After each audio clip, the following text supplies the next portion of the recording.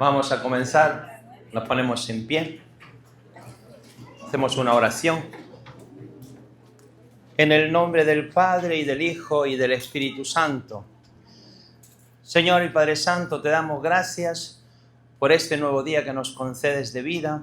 Te pedimos el don de la fe, el don de la confianza en ti. Danos fuerzas en nuestras dificultades, danos sabiduría y alegría para poder entrar en la misión que nos encomiendas, de ser cristianos, de transmitir la fe a los hijos, de vivir nuestra fe. Te pedimos hoy por todos los difuntos, que los tengas en tu santo reino, y a nosotros nos concedas perseverar en tu servicio, unidos a ti, a la Santa Eucaristía, para poder hacer siempre tu voluntad. Te lo pedimos por Jesucristo nuestro Señor. Amén. Padre, Hijo y Espíritu Santo. ¿Nos podemos sentar, por favor? De nuevo soy el Padre Israel, de aquí de la parroquia. ¿Escuchan bien? Sí. Bien. Y vamos a continuar la clase de la semana pasada, que hablamos sobre la Eucaristía, sobre la misa. Y hoy va a ser un poquito más práctico. Os he preparado aquí un pequeño altar como un ejemplo de la misa, para ir explicando todos los signos y lo que celebramos. Porque el peligro puede ser que vamos a la misa, pero podemos caer en la rutina de hacer las cosas mecánicamente, como una tradición, pero es importante entender y conocer el sentido profundo de lo que celebramos. Bien, todos deben tener esa hojita que se os ha dado, ¿verdad?, que dice la misa explicada, ¿sí? Si alguien no la tiene, aquí la pueden recibir a la entrada. Entonces, lo más importante de entender es que la misa o la Eucaristía se trata de experimentar en nuestra vida concreta el misterio pascual. ¿Qué es el misterio pascual? Es el paso del Señor en nuestra vida. ¿Os acordáis que os daba yo la clase la semana pasada de que de la misma manera que el pueblo de Israel fue liberado de ese momento de tristeza, de amargura, de sus miedos, de sus esclavitudes, y es el Señor ahora que pasa por nuestra vida, rompiendo el poder de la tristeza, de la ansiedad, de las preocupaciones, y nos quiere llevar en ese paso de la tristeza a la alegría, de nuestras preocupaciones a la paz, de no poder perdonar a poder perdonar, de estar siempre abrumado, cansado, a poder descansar. Entonces esto, el centro de la misa, es este paso del Señor. Hablábamos que la palabra misterio significa algo que estaba oculto, pero se ha empezado a revelar. Y la Pascua es el paso del Señor, que sucede en el hoy. Jesucristo vivió hace 2000 años, ¿verdad? Pero ahora podemos experimentar por la gracia que contiene este sacramento, la Eucaristía. Sabéis que la palabra sacramento significa algo visible, tangible, que lo puedes experimentar con tus 5 sentidos, pero que contiene la gracia de Dios, el poder del Espíritu Santo que nos da vida. Entonces, cuando venimos a la Eucaristía, nos ponemos dispuestos a experimentar este paso del Señor en nuestra vida. ¿Por qué esto es tan importante? Lo voy a decir de otra manera. Pues porque por nuestra debilidad, constantemente nosotros nos metemos en la muerte. Cuando digo muerte, ¿qué significa? ¿La muerte física? No. Es la muerte de tu felicidad. Le llamamos a esa muerte de la felicidad lo que no entendemos, lo que no podemos controlar, lo que no podemos vencer. La llamamos frustración, la llamamos amargura, lo llamamos infelicidad, lo llamamos tristeza, sentirte vacía, no sentirte amada, no sentirte amado. Esa muerte que dice, esto me mata. Nosotros constantemente experimentamos durante la semana esa muerte, ¿verdad? Nuestras preocupaciones, nuestras crisis, nos desesperamos, perdemos la paciencia, queremos tirar la toalla, no podemos más. Nos entra la duda, nos entra el desánimo, nos entra la ansiedad, experimentamos el poder del mal que nos ataca. Por eso, estando nosotros en esta situación, necesitamos que el Señor venga a rescatarnos. La solución de nuestros problemas no está en la inteligencia humana, porque si estuviera en la inteligencia humana, ya hubiera resuelto tus problemas. Pero no podemos. Son más grandes que nosotros. Necesitamos un Salvador. ¿Que nos salve de qué? Que nos salve de esa tristeza, que nos salve de esa ansiedad, que nos salve del poder del mal, que puede dominarnos. Hay un salmo que dice, Señor, que no me domine el mal, porque uno puede estar dominado por el enojo, o uno puede estar dominado por la envidia. Te consumes por la envidia. ¿Por qué a mí me toca la parte tan fea? Y esos sí que progresan y yo no. ¿Y por qué mi hermana sí la quisieron más y a mí no? ¿Y por qué a mí siempre me toca lo peor? La envidia. O te puede consumir la pereza. No quiero hacer nada. Déjenme, no me fastidien. No quiero ver a nadie. Déjenme, ¿verdad? Todo nos molesta. No me molestes. Y el Señor que nos ve sufriendo no está indiferente. El Señor pasa todas las semanas en la Eucaristía. Nos da una cita el domingo para encontrarse contigo y conmigo, para darnos alegría, para compartir gratuitamente con nosotros todo lo que es bueno, darnos fuerza, darnos sabiduría, darnos lo que necesitamos, la respuesta a esos interrogantes que tenemos en el corazón. Por eso, venir a la misa no es, que te tienes que comprometer, hay que ir a la misa. No, es un privilegio, es una gracia. El Dios de los dioses, el Señor de los señores, el Rey de los reyes, nos hace una cita cada domingo. Ven a recibir, ven a ser amado, ven a ser consolado. Fijaros que la Escritura habla mucho de esto. Por ejemplo, el profeta Isaías, lo voy a leer un poco, dice así. Hay una invitación. Dice, todos los que estáis sedientos, vengan por agua. Los que no tenéis dinero, vengan, compren y coman de gratis. Vino y leche sin pagar, ¿para qué gastar en lo que no alimenta? Y fatigarte en lo que no sacia. Háganme caso, comeréis bien, disfrutaréis de algo sustancioso. Escúchenme, acudan a mí, oigan, vuestra vida prosperará.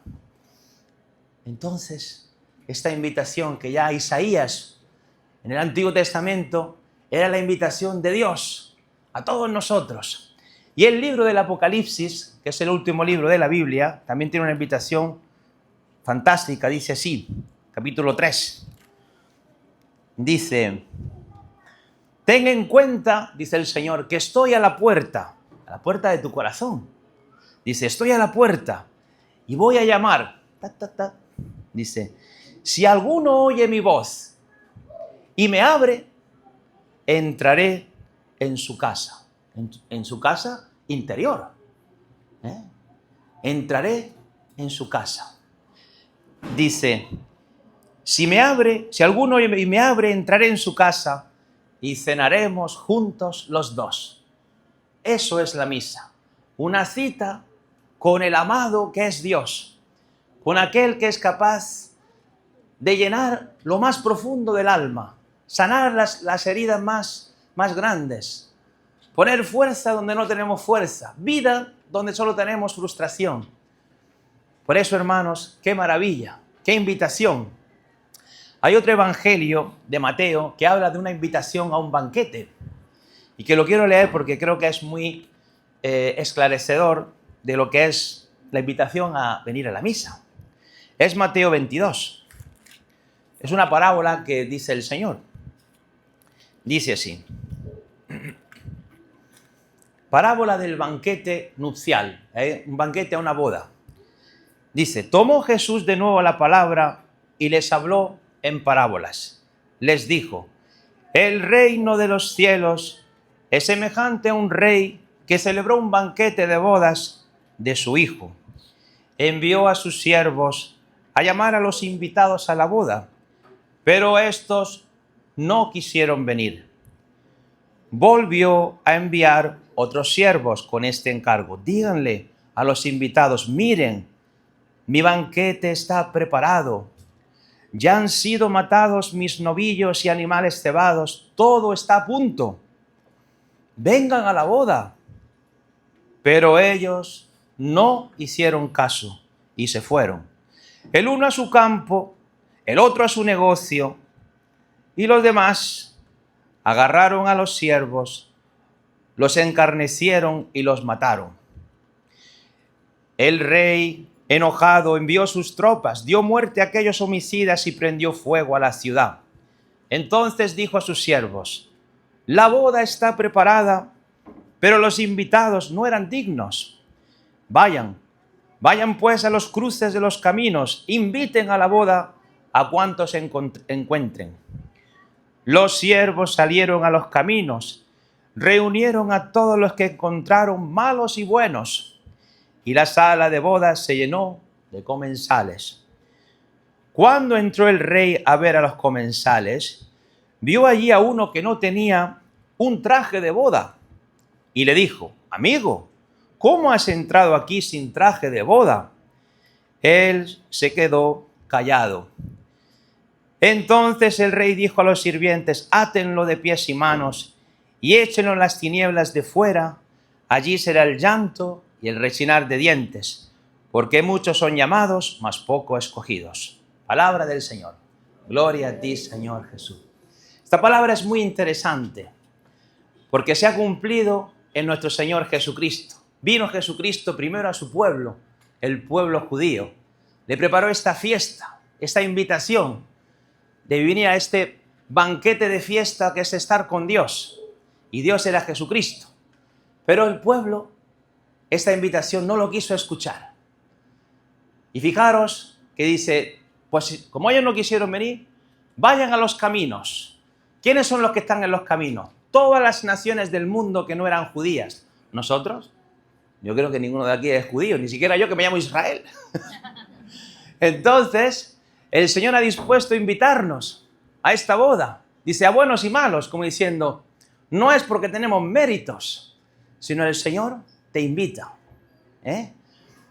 Y hay que explicar una cosa, porque en aquel tiempo, fijaros que esta palabra nos presenta dos peligros que nos puedan pasar.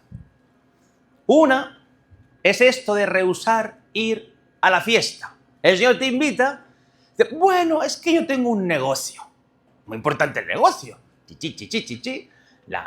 El money, muy importante. Tengo un negocio. ¿Cómo voy a ir a la fiesta? No voy, me voy al negocio. Tengo un campo, tengo cosas que hacer, tengo tareas que hacer. Tengo mis proyectos humanos que tengo que cumplir. Y o te enojas y entonces, fijaros que nos puede pasar lo mismo. El Señor nos hace una invitación a darnos su vida divina, es decir, un espíritu indestructible. Porque nosotros, hermanos, nos pasamos la vida esperando que todo se quede arregladito para yo estar tranquilo. Como soy un infeliz, quiero que la realidad externa, los demás, me hagan feliz. Los niños, que se comporten, que no me den problemas, porque yo quiero ser feliz. El marido, la mujer, tranquilico, que me trate bien, para yo ser feliz. Tener éxito, para yo ser feliz. ¿Por qué? Porque yo me siento infeliz y quiero que el mundo externo me haga feliz. ¿Cuál es la realidad? Que los demás son cada uno con su carácter, las cosas que pasan imprevisibles, los problemas, las dificultades, lo inesperado, nunca somos felices. Pero lo que te promete el Señor es que cualquiera que sea la realidad que te rodea, aunque haya circunstancias adversas, aunque haya problemas, de por dentro, el Señor, de gratis, nos quiere dar un espíritu lleno de vida, lleno de alegría, lleno de amor, lleno de fuerza, desde dentro hacia afuera. ¿Veis la diferencia? Esa es la cita que nos da el Señor. Vengan a la boda, vengan a la fiesta, vengan a recibir este espíritu indestructible. Aunque el otro no te ame, tú lo puedes amar. ¿Por qué? Porque el Señor te da la fuerza de amar siempre. Aunque el otro te haga una injusticia, una traición, una ofensa, lo puedes amar espontáneamente. ¿Por qué? Porque el Señor vive en ti. Nadie puede destruir la fuerza que viene de Dios. ¿Veis la diferencia? Entonces, ¿qué pasa? Que esta palabra nos hace presente que nos puede pasar a nosotros. Dice uno, no, el domingo voy a trabajar. Mi negocio es lo primero.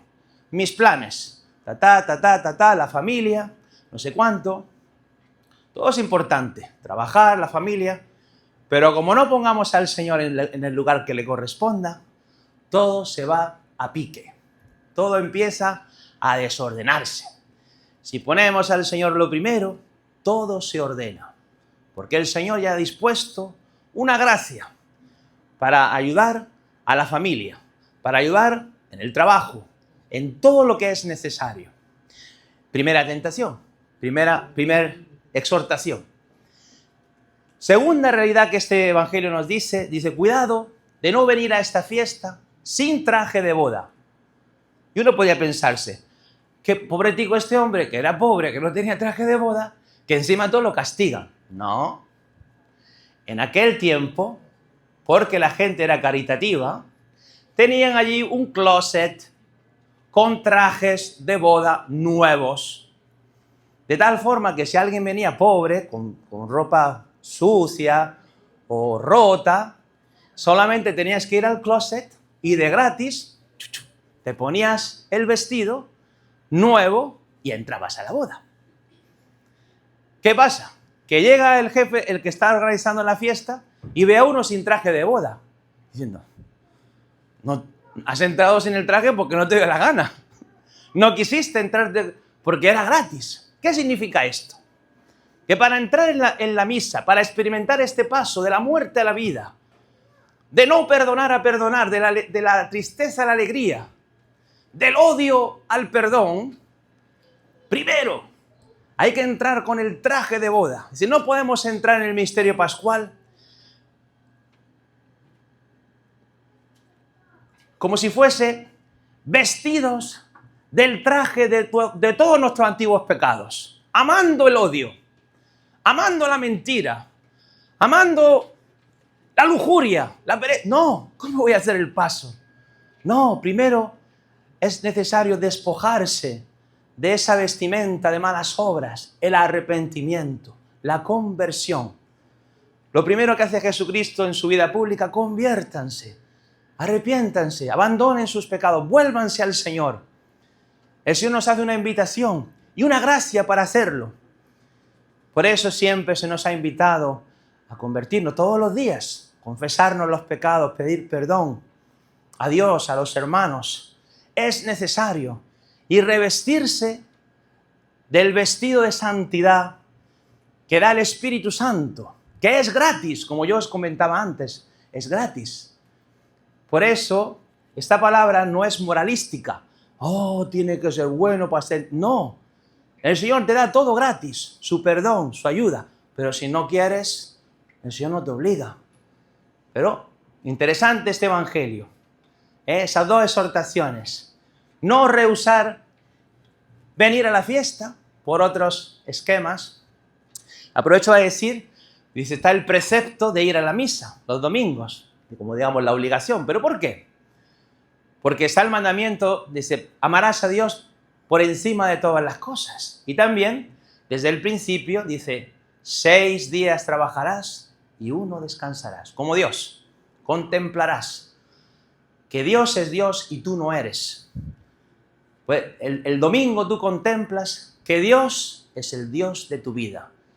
Hay un día en la vida que tú te bajas del trono y adoras en el trono de tu corazón a Dios, que gobierna tu vida, que te provee salud, trabajo, tiempo. ¿Por qué? Todo es un regalo de Dios. Y esto es muy importante. Hay gente que dice, no, es que yo tengo que trabajar. momento. Dios no sabe que tú necesitas trabajo y dinero. Distinto es que haya un neurocirujano que una vez al mes le toca el domingo. Tiene que estar ahí si alguien le da un ataque cerebral. Y a lo mejor pues él va el sábado en la noche a la misa, por ejemplo. O uno que es un bombero, que una vez cada 5 semanas le toca el domingo, es un servicio público justificado. Pero ustedes me entienden, es trabajar porque digo, voy a hacer unos dolaritos de más.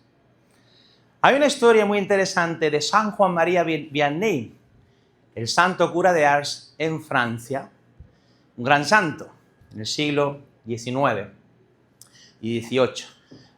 Fue enviado a un sitio de campesinos en Francia, sur de Francia, donde todo el mundo trabajaba 7 días a la semana. ¿Por qué trabaja 7 días? No, porque yo necesito sostenerme, somos pobres. Y trabajo el domingo porque si no, mi familia no come. Le decía, el Señor dijo, 6 días trabajarás y 1 día descansarás. Un día consagrado al Señor, para que recibas del Señor su gracia, para que tu corazón contemple la obra de Dios. Y poco a poco iba predicando y les decía, hermanos, todos aquellos que trabajáis los domingos, Dios permitirá que al final de vuestra vida, cuando hagáis cuentas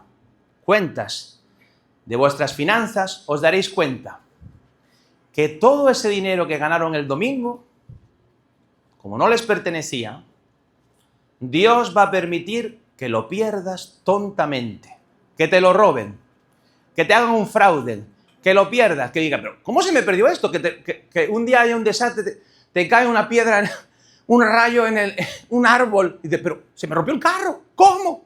Claro, porque ese dinero no te correspondía. Y es verdad. Yo el otro día le comentaba esto a un matrimonio, digo yo, no vivan para el mundo. Dice, padre, lo que acaba de decir usted es verdad. Dijo, me han robado. Y yo he perdido, dice, por trabajar los domingos.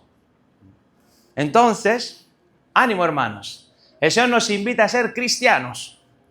Esto es una invitación. Si no quieres, tú te lo pierdes. Pero el Señor nos quiere dar este nuevo espíritu. Algo maravilloso. Bueno, vamos para adelante, chicos. Vamos a ver entonces ahora la misa explicada. ¿Vale? Podéis tomar el papelito que os he dado, ¿ok? En la misa, después de nuestra preparación, que la he explicado ahora mismo, que es venir con un espíritu de deseo de encontrarte con el Señor, un poco habiendo, quitándote, todos los días nos quitamos este antiguo vestido de nuestros pecados, los 7 pecados capitales, con el deseo de encontrarnos con el Señor, revestidos de su gracia. Entonces venimos a la iglesia y nos reunimos, la asamblea de los cristianos, el día del domingo, y hacemos la señal de la cruz. La señal de la cruz contiene 2 elementos, la invocación de la Santísima Trinidad, Padre, Hijo y Espíritu Santo, y el símbolo de la cruz. ¿Por qué la cruz?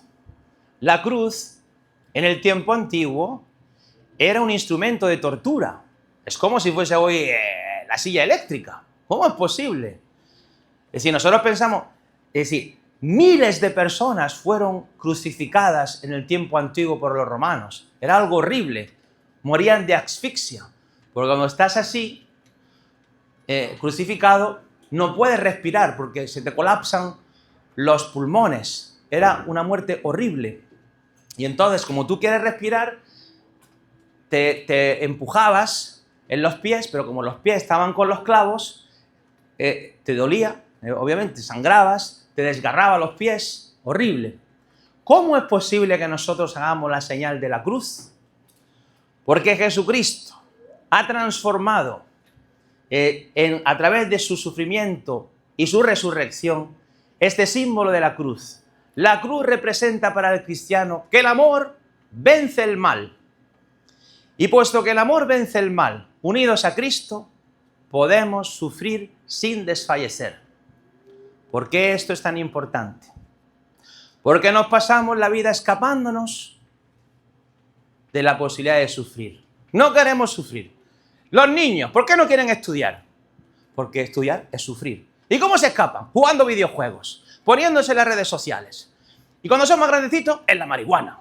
Es la marihuana y ahora que quieren aprobar los psicodélicos. Más cosas. Entonces, y los más mayores, en nuestros hobbies, o en el alcohol, o en la televisión, o ver nos escapamos de la realidad. Y a lo mejor un matrimonio, hay un conflicto y el hombre pues se escapa. Me voy con los amigos a tomar ron, ala, para no ver a la mujer. Constantemente. No queremos sufrir de ninguna manera.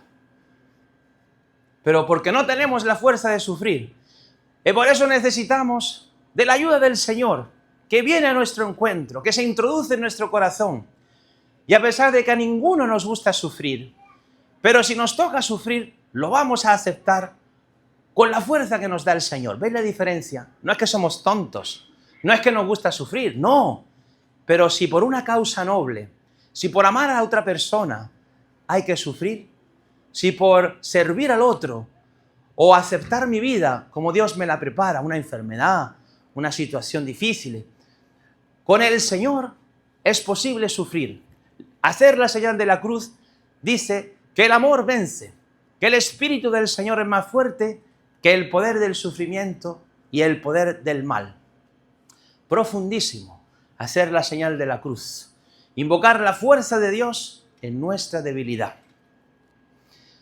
Seguidamente de la señal de la cruz hay un saludo.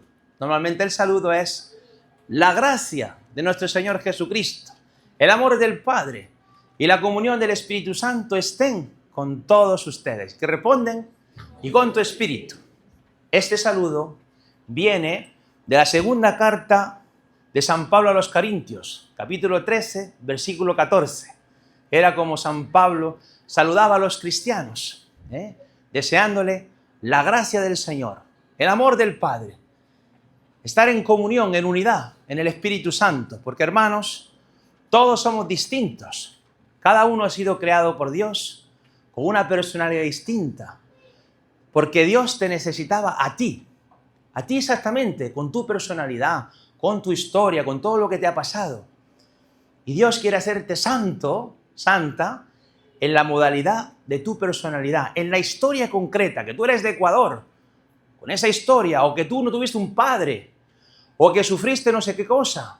Esa historia ahora es una historia iluminada por el Señor. El Señor te está ayudando. Tú has subido la montaña de los problemas, has bajado al abismo de las tristezas, te has encontrado con el dragón de los enemigos de tu vida. Todo esto es parte de tu aventura. Y el Señor está contigo en todo. Estás siendo transformado en el amor por el Señor. Todo lo que te ha pasado era necesario para hacerte de ti un cristiano, alguien que se parece a Jesucristo. Bien, entonces, este saludo de gracia. Y a continuación, ¿qué dice aquí? El acto penitencial. Enseguida reconocemos nuestra pobreza ante el Señor, que somos pecadores, todos los días perdemos la paciencia, todos los días tenemos quizás un mal pensamiento, o lo que sea. La Eucaristía, hacemos un acto penitencial arrepintiéndonos de nuestros pecados, pidiendo perdón a Dios. Señor, ten piedad. Cristo, ten piedad. Obviamente, si uno tiene conciencia de un pecado grave, la Iglesia recomienda confesarte de antemano. La confesión que Jesucristo mismo instituyó. Dice, Jesucristo cuando estaba con los discípulos dice, reciban el Espíritu Santo. A quien ustedes perdonen los pecados, les quedarán perdonados. Y a quien ustedes se los retengan, les quedarán retenidos. Y alguna gente dice, eso de confesarse con un cura, ¿qué invento es? Y yo te pregunto, ¿y cómo sabrían los apóstoles qué pecados perdonar y qué pecados retener si no fuesen confesados? Si no se los dices, ¿cómo lo iban a saber? Si se confesaban y no te habías arrepentido, dice, momento, no te has arrepentido. Si vas a seguir robando, tienes que esperar, ¿no? ¿Tienes? Si te has arrepentido, recibe el sello del perdón de Dios. Bueno, entonces si alguien tiene conciencia de un pecado grave, se va a confesar, pide perdón. Somos débiles. Ya Jesucristo pensó que después de nuestro bautismo, por nuestra debilidad, todavía podíamos caer. Y ya dispuso un camino de vuelta a Él, la reconciliación. El Señor es el mejor psicólogo también, porque dice, yo me confieso con Dios. Sí, lo puedes hacer, pero ¿cómo sabes que Dios te perdonó? Porque te lo imaginas. Somos muy capaces de autojustificarnos. Esto no está tan mal. Lo de mentir en los taxis, si todo el mundo lo hace. Sí. Yo puedo también seguir robando. Esto, y todo el mundo lo hace. Nos autoengañamos. Al uno confesarte, dice, momento, no hermano, te estás equivocando. Una vez uno vino a hablar conmigo, dice, que voy a dejar a mi mujer. ¿Por qué? Porque yo no la quiero. ¿Sabes yo qué le dije? Te vas a condenar. Digo, que tu mujer. ¿Y por qué? No, porque mi mujer está un poco depresiva. Digo, ahora es cuando tu mujer te necesita más. ¿Que porque está depresiva tú la vas a abandonar? Digo, te vas a condenar como... Digo, Dios existe. Si tú como cristiano dejas de amar a una persona que Dios te puso ahí para que tú lo amases, no. Es decir, me refiero que en esta conversación él se estaba autojustificando. No la quiero, me voy. Digo, un momento. No es que así no tratamos a las personas. Las personas no son un carro que ahora no me gusta, me lo cambio por otro. Las personas tienen un respeto. Las personas tienen una dignidad. Estamos al servicio del amor, no para yo estar más cómodo. Y entonces lo que quería decir con este ejemplo es que le tuve que llamar a la conversión. ¿Y sabes qué pasó con este caso? Muy triste. No me escuchó. Y yo le hablé duro. Digo, eso no lo hacen los cristianos. Estaban casados por la iglesia. Eso no lo hacen los cristianos. Abandonó a su mujer. Ustedes saben cuál fue el siguiente capítulo. Un día que recibí una llamada del hospital. Padre, venga a hacer una unción. Una señora se intentó suicidar. Era su mujer. Gracias a Dios, su hija, la hija, tuvo un presentimiento. Dice, a mi mamá le pasa algo. Fue a la casa y se había tomado un montón de pastillas. Y la encontraron, pero la reanimaron. Pero yo pensé, fue correcto que yo le dijese esto. Porque, entonces, lo que quería decir, que en la confesión, uno se confiesa y a veces uno no ve las cosas claras. Y entonces recibe una palabra que le ayuda un poco a convertirse, si quiere, ¿no? Bueno, me he ido por las ramas. El punto era hacer presente que si alguien tiene un pecado grave, es bueno confesarse para recibir el perdón del Señor. Pero en la misa también hacemos un acto penitencial para ayudarnos. Después se hace el Gloria. El Gloria es un himno que se introdujo en la misa en el siglo VI. El origen era una serie de himnos, cánticos que se hacían los cristianos y rezaban en los monasterios.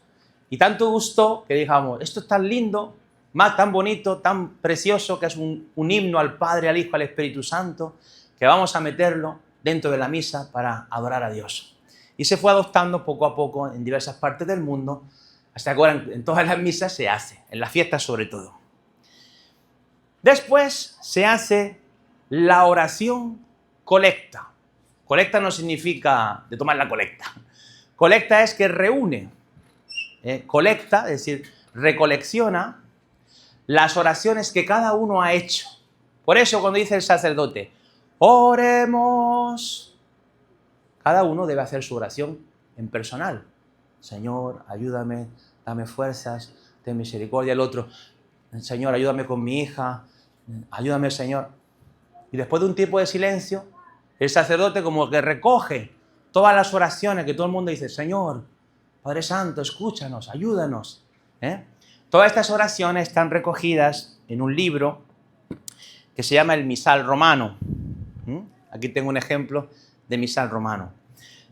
Al principio de la historia del cristianismo no había libro. Solamente el sacerdote se reunía con los cristianos y hacía una oración espontánea, ¿verdad?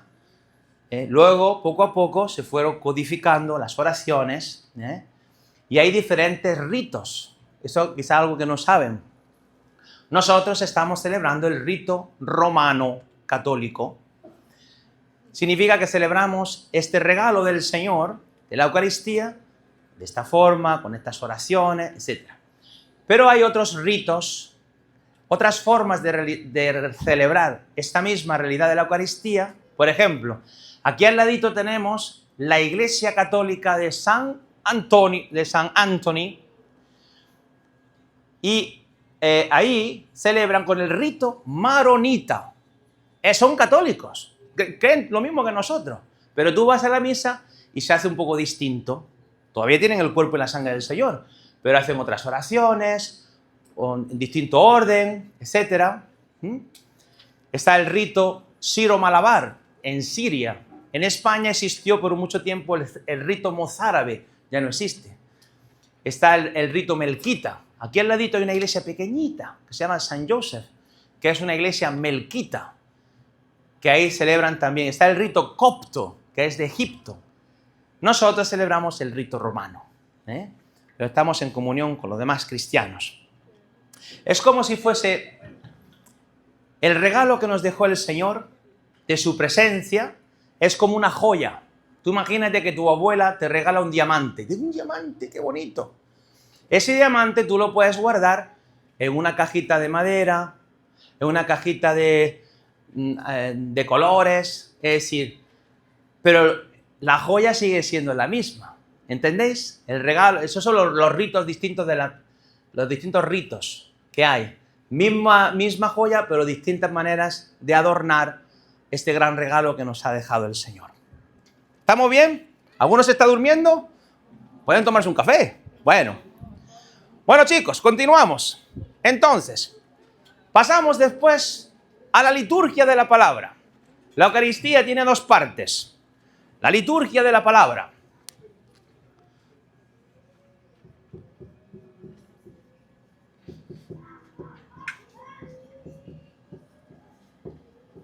La palabra liturgia es como celebración del pueblo. Y la liturgia de la Eucaristía misma. La vamos a explicar.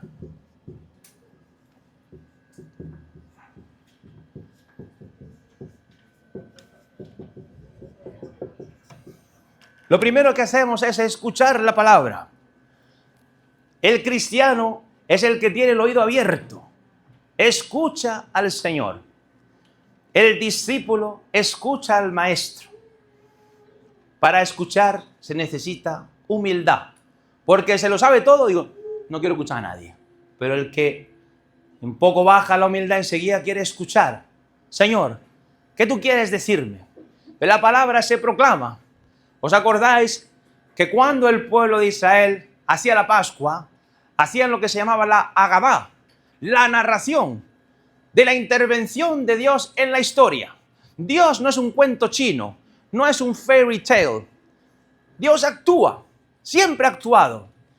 Y entonces se proclama lo que ha hecho Dios en la historia. O son exhortaciones que Dios ha enviado a los profetas, o una palabra. Y esta palabra tiene un poder. Cuando se proclama la palabra, tiene una característica específica, que tiene la capacidad de cumplirse en aquel que se la cree.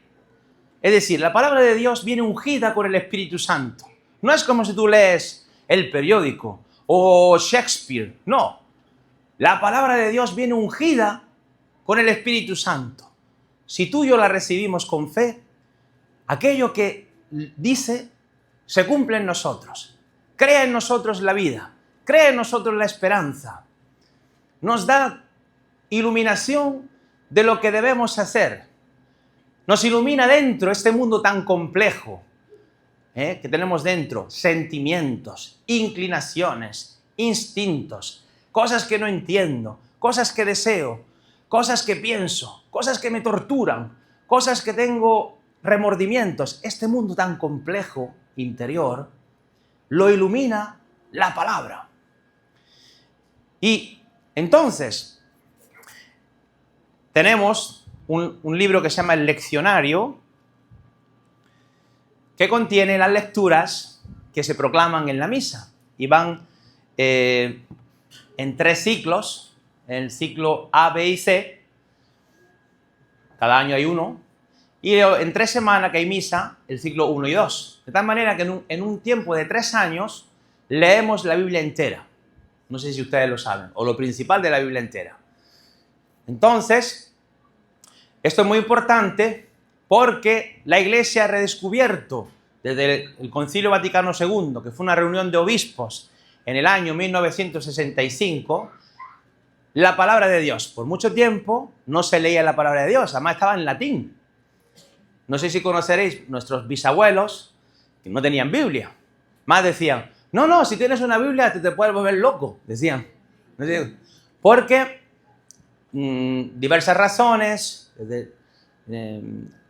hubo un tiempo donde por lo de la reforma protestante, que se malinterpretaba, y además era la cosa en latín, pero gracias a Dios, la Iglesia ahora nos presenta la palabra en nuestros idiomas, para que la podamos asimilar, para que la podamos meditar, y sobre todo, que nos anuncia la obra de Dios. Os voy a dar 2 claves para asimilar la palabra de Dios. Porque tú a lo mejor estás así en la misa y se proclama la palabra.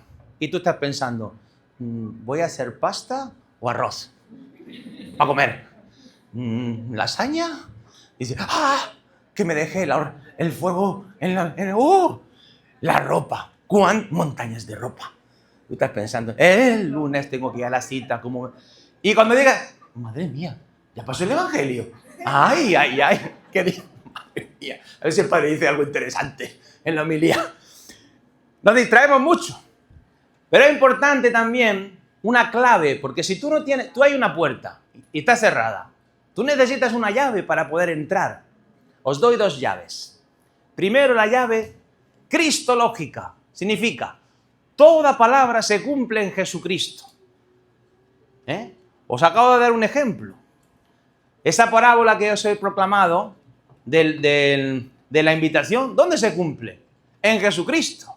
Decía la palabra. Dice, un rey celebró un banquete de bodas para su hijo. ¿Quién es este rey? El Padre de Dios. ¿Y quién es el hijo? Su hijo Jesucristo. ¿Y con quién se casa Jesucristo? Se casa con cada alma que lo ama, contigo y conmigo. Jesucristo es el amor de toda persona, ¿no? Entonces, ahí se cumple. No lo aceptaron, invita a otros, así. Entonces, toda palabra se cumple en Jesucristo. ¿Por qué esto es tan importante?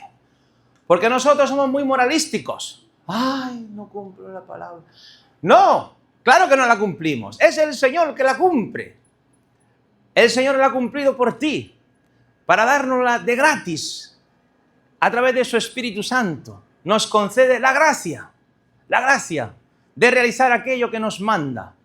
Esto es el cristianismo. El Señor te da y tú lo recibes. Y entonces es fácil, porque el Señor te lo regala. Eso es el cristianismo. Primera clave, piensa que esta palabra se cumple en Jesucristo. Segunda clave, la clave existencial. Significa que esta palabra es para mí hoy. Tú imagínate que se proclama la palabra de Abraham. Abraham, que Dios le dice, ve a sacrificar a tu hijo. ¿No? Y entonces va subiendo la montaña y le pregunta al hijo, papá, ¿dónde está la víctima del sacrificio? Y le dice Abraham, hijo mío, Dios proveerá en el monte. Y cuando va allí, Dios proveyó un corderillo. Entonces tú recibes esta palabra, ¿y tú qué puedes pensar? Abraham soy yo. Y este monte, son el monte de mis problemas. ¿Y cuál es mi Isaac? ¿Qué es aquello que yo tengo que sacrificar? Mi amor al dinero, por ejemplo, puedes pensar. ¿No? Este es mi ídolo. El ídolo de la familia perfecta. ¿Y qué es lo que me dice el Señor? Que Dios proveerá, que no me preocupe. ¿Y qué te promete? Que en ese monte de las dificultades, Dios proveerá a alguien, un corderillo, que se llama Jesucristo, que estará allí contigo cuando sufras, cuando sea difícil. Os he puesto un pequeño ejemplo. Entonces, antes Abraham, como si te dijeran Pinocchio, antes Abraham, pues, ¿qué me importa? Pero ahora tú eres Abraham, tú eres Pedro, yo soy Pedro, que traicionamos al Señor porque nos da miedo. Yo soy el otro, Jonás, que el Señor me manda a ir a una misión y no me da la gana, me escapo. Y me tiene que tragar la ballena y darme golpes en la cabeza para... Somos nosotros, lo que se proclama, somos nosotros. La clave existencial. Si cuando escuchamos una palabra empezamos a entenderla de este modo, ya verás que enseguida te toca el corazón. Primero, que se cumple en Jesucristo, porque Jesucristo me lo va a regalar de gratis. Y segundo, cómo esto me habla a mí. Y a veces el Señor nos va a corregir. Y a veces el Señor nos va a inspirar. A veces el Señor nos va a iluminar algo muy importante. La palabra. Entonces hay una primera lectura, que suele ser del Antiguo Testamento. O de los profetas, de los profetas, del Pentateuco. Los libros sapienciales, sabiduría, etc. Está el Salmo responsorial, que responde a la palabra que se ha escuchado. La palabra ha sido enunciada y ahora respondemos. Suele ser una invocación. Señor, mi alma está sedienta de ti. Señor Dios mío, confío en ti. Es una respuesta a lo que se ha proclamado anteriormente. Os invito a cantar en la misa. ¿Estamos allí? No, la misa es para que participemos. Entremos en esta fiesta, todos. Después ya de una segunda lectura, que suele ser de las cartas de San Pablo, o de Santiago, de San Pedro, o del Apocalipsis, o de los Hechos de los Apóstoles, y que nos hace presente el misterio de Cristo, que viene a nuestro encuentro. Se hace el aleluya. Aleluya significa alabado sea ya, aleluya, era Yahvé. Alabado sea el Señor. Es una alabanza. Y se proclama el Evangelio. La palabra Evangelio significa buena noticia. Y repito, el cristianismo es esencialmente una buena noticia. No es una filosofía, no es una cosa abstracta que nadie entiende, no es una historieta, no es un moralismo, hay que hacer esto, qué pesado, qué pesado. No, es una buena noticia que nos anuncia que Cristo te ama, que Cristo te perdona, que Cristo te quiere dar todo. Entonces, esta buena noticia va llenándonos, va dándonos esperanza, fuerza. Bien. Después se hace la homilía, que es una exhortación a creer aquello que se nos ha sido anunciado, ¿verdad? La da el sacerdote o un diácono o el obispo. Y a continuación se hace la profesión de fe, el credo. El credo no era original de la misa. Si tú lees el Evangelio, no dice, y ahora Jesucristo dijo el credo. No. El credo se introdujo en el siglo VI más o menos, porque había una serie de herejías que estaban rondando. Por ejemplo, decía, Jesucristo no es Dios. No, Jesucristo es Dios. Yo te decía, Jesucristo no era hombre. No, Jesucristo era hombre. Pues el Padre es más grande que el Hijo. El Espíritu Santo, no. Entonces la Iglesia tuvo que poner ahí el credo para que los cristianos, recitándolo, se pusiesen firmes en la verdad de la fe. Hubo muchas controversias. Ahí había gente que se descarrió creyendo cosas que no eran, pero gracias a Dios que al final siempre el Espíritu Santo guía a su Iglesia y ha permanecido la fe desde siglos, hace 20 siglos, imaginaros. Hay dos credos. El credo apostólico, que es más corto, que tiene 12 peticiones, porque dice la tradición que cada uno de los discípulos dijo, creo en Dios Padre Todopoderoso, y otro dijo, yo creo en Jesucristo, soy con nuestro Señor, y creo en el Espíritu Santo. Cada uno dijo una parte, así se hizo el credo. Y luego está el credo niceno, que fue concilio de Nicea en el 325, que es más elaborado. Muchas veces es el largo que lo hacemos. Bueno. Bien. Y la liturgia de la palabra concluye con la oración de los fieles. Los fieles son los fieles cristianos. Normalmente debe haber 4 peticiones, porque somos un pueblo que ora, que intercede. Primero rezamos por la Iglesia. La Iglesia es el Papa, los obispos, sacerdotes, pero somos todos nosotros la Iglesia. Todos la Iglesia, rezamos por la Iglesia. Después rezamos por los gobernantes, los que tienen poder en este mundo. Que Dios les dé sabiduría, discernimiento, que gobiernen para el bien común, con justicia, con paz, con sabiduría. También rezamos por los pobres y afligidos, los enfermos, los desconsolados, los que sufren tragedias. Rezamos por ellos, que Dios les ayude, les dé fuerzas. Y finalmente rezamos por la asamblea aquí reunida. Siempre se añade algo para que nos dé fe, para que nos dé algo. Esas son las 4 peticiones esenciales. A veces se reza por otras cosas, por los difuntos, pero las 4 esenciales: Iglesia, gobernantes, pobres y afligidos y asamblea presente. ¿Ok? Muy bien. Bueno, voy un poquito más rápido, que ya estamos casi. Luego sigue la liturgia de la Eucaristía, que está centrada en los dones del pan y el vino. Aquí os he puesto un ejemplo del pan. A mí me gusta celebrar con este pan un poco más grande, porque parece un poco un pan, ¿verdad? Que es pan ácimo, sin levadura. Como ya os acordáis de dónde vino el pan. Del Antiguo Testamento, el pueblo de Israel, el pan de las lágrimas que Dios rompe. Y luego el vino, que representa la tierra prometida, la felicidad, la copa de la victoria, ¿verdad? Entonces, está el ofertorio, ¿no? Se ofrece el pan y el vino. Y nosotros, unidos a Jesucristo, nos asociamos a Jesucristo, que se ofrece al Padre por la salvación de toda la humanidad. Ese es el sentido del ofertorio.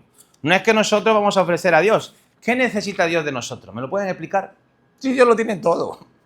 Somos nosotros que nos ofrecemos. Dice así: la verdadera ofrenda del cristiano a Dios no consiste en darle a Dios lo que Él ya tiene, sino en recibir nosotros la ofrenda previa, gratuita y absoluta de Dios en Jesucristo.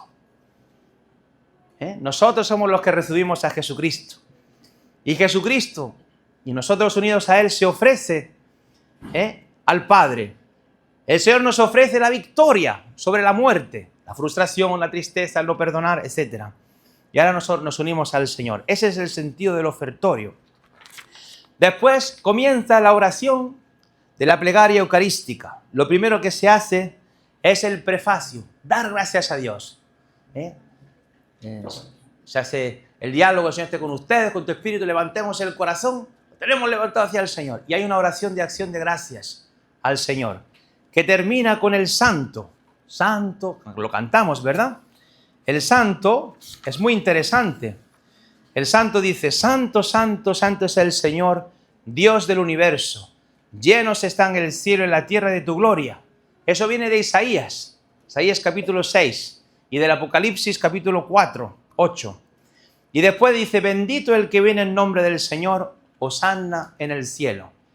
Y esa parte viene del Evangelio de San Mateo, capítulo 21, versículo 9, que es cuando entra Jesús en Jerusalén. Y la gente dice: bendito el que viene en nombre del Señor. Y echaban ahí los ramos, ¿verdad? Y os doy una palabra sobre hosanna.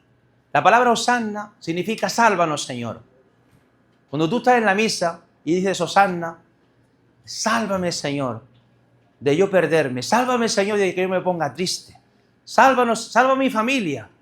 Salva mi corazón para que no odie. Sálvanos, Señor. Hosanna, sálvanos, Señor, en lo más alto del cielo. Llévame contigo un día en el cielo. Dame esa felicidad que tanto ansío. Muy importante entender el sentido de las palabras. Y después se hace la consagración. Primero se invoca al poder del Espíritu Santo, que venga sobre este pan y vino para que contengan la fuerza de santificarnos. Y después se hacen las palabras de la consagración. El sacerdote, en la persona de Jesucristo, hace la consagración y se convierten en el cuerpo y la sangre del Señor. Dice Jesucristo: el que no come mi carne y bebe mi sangre no tiene vida eterna. Este es el pan que ha bajado del cielo. Alguna gente dice: eso es simbólico. Y yo digo: Jesucristo, que es la verdad, ¿te va a mentir? Si dijo Jesucristo: este es mi cuerpo, ¿te va a mentir? No, Jesucristo no miente. Ahora, la presencia de Jesucristo en la Eucaristía no es reconocible por los sentidos. Se ve como pan, sabe como pan. Solo en la fe puedes recibir a Jesucristo. En la fe. En la fe se reconoce la presencia del Señor. Y así se recibe. Y entonces, ya estoy acabando. Se hace luego una parte que es también una bendición al Señor, donde la Iglesia proclama Cristo Salvador, que viene para nosotros en el ahora. Y acaba con una invocación a la Santísima Trinidad que se llama la doxología, cuando dice: por Cristo, con Él y en Él. ¿Se acuerdan? Esa parte, ¿vale? Y después se hace el rito de la comunión, que comienza primero con el Padre Nuestro, porque estamos invocando el nombre del Padre Dios. Nos damos la paz, signo de reconciliación. ¿Cómo vamos a entrar en comunión con el Señor si no nos hemos perdonado antes? Y la paz es un momento de reconciliación, de ponernos en armonía con los que nos rodean, ¿verdad? Tu familia, los hermanos en la fe. Y se hace la fracción del pan. Se parte Jesucristo por ti y por mí. Por eso dice Jesucristo: hagan esto en memoria mía. Este partirse en el desgaste diario por tu familia es un signo de amor. Hagan esto, este partirse por tu familia, este entregarte en el amor, aunque estés cansada, aunque te cueste, porque el amor es costoso. Mirar a Jesucristo cuánto le costó, pero amar es lo más maravilloso que existe. Peor es no amar, ¿entienden? Y se toma la comunión con el cuerpo y la sangre del Señor. Gracias a Dios, el Concilio Vaticano II ha redescubierto la comunión con el cuerpo y la sangre del Señor. Es verdad que si tú tomas solamente con el cuerpo de Cristo, no es que te falte una parte de Cristo, pero es más significativo tomar de la sangre de Cristo. La sangre de Cristo era el signo de la victoria de Dios, la resurrección, muy importante. ¿Cómo se toma la comunión? Es válido tomarlo en la boca o en las manos, y ambas formas son igualmente válidas. Alguna gente dice: no se puede tocar a Jesucristo con la mano, porque la mano es muy pecadora. ¿Y la lengua no es pecadora? Y te doy otro argumento. Si fuese tan importante tomar la comunión en la mano, Jesucristo lo hubiese dicho: ¡tomen en la mano! ¡Cuidadico que no! Jesucristo no lo dijo. Significa que es secundario. Puedes recibir en la boca o en la mano. Solamente hazlo con respeto, hazlo con reverencia. Pero no hay que ser tan escrupuloso. Solamente en la boca. Tranqui, tranqui. Sé respetuoso. Y dile la libertad a la persona. Si quiere recibirlo en la boca, bendito sea el Señor. Y si quiere recibirlo en la mano... Ahora, si recibes en la mano, recibe. No te vayas así con la Eucaristía, que entonces me da miedo a mí que te estás yendo con la Eucaristía. ¿Entiendes? Solamente hacerlo con respeto y con dignidad y bien. Y siempre cuando toma el cuerpo de Cristo, amén, uno hace una reverencia y recibe. La sangre de Cristo, amén, hace una reverencia y recibe la sangre de Cristo. Muy sencillo. Y finalmente, se hacen los avisos finales, saludo, bendición y despedida. Y vamos a la misión que Dios nos encomienda. Bueno, chicos, discúlpenme, ya estamos en la hora. Sí. Vale. Un recordatorio que no hay clase la semana que viene. Sábado, día 9, no hay clase, puesto que el lunes es fiesta, ¿verdad? Veterans Day. Día 9 no hay clase. Pero sí les recordamos de el día 16, en 2 semanas, de os animamos a colaborar con este proyecto de compasión que tenemos de la Casa O'Connell, que cuida de las mujeres y sus bebés que fueron víctimas de tráfico, de abuso sexual. Estamos ayudándoles, haciendo un proyecto, toda la parroquia, los jóvenes, los niños, estamos haciendo todos sacrificios por ayudarles. Entonces acuérdense que eso es el día 16. Nos ponemos en pie, hacemos una breve oración.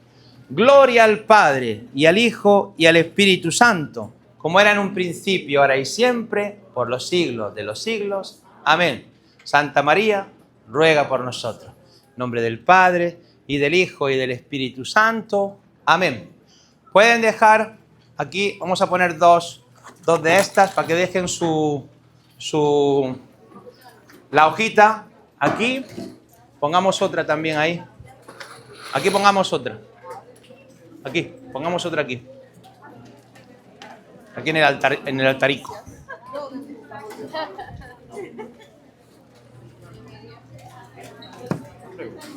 ¿Hay algún tipo de reunión que se hace para adultos, como para orientación, Sí. para comprender el significado de algunas cosas? Sí, también tenemos clase de adultos.